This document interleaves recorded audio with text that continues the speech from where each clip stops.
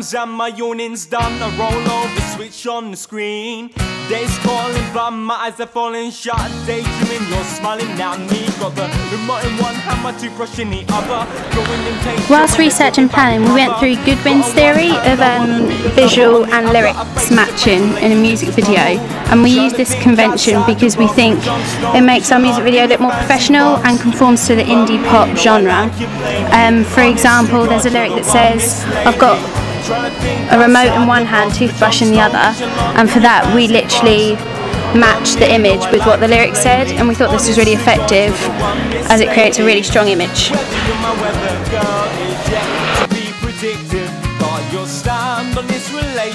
In our music video we tried to conform to conventions used in all music videos. One of the conventions we tried to conform to was lip syncing, because it's in every single video, all the music videos that we looked at, especially performance ones, and our video is mainly performance.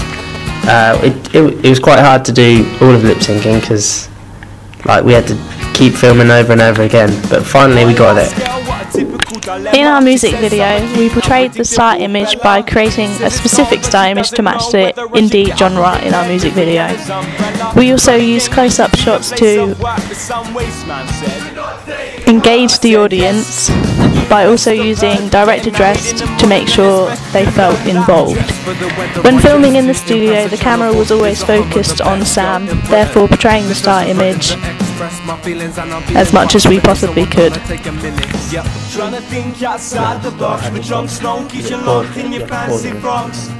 Run me, no, I like you plainly. Honest to God, you're the one, Miss Lady.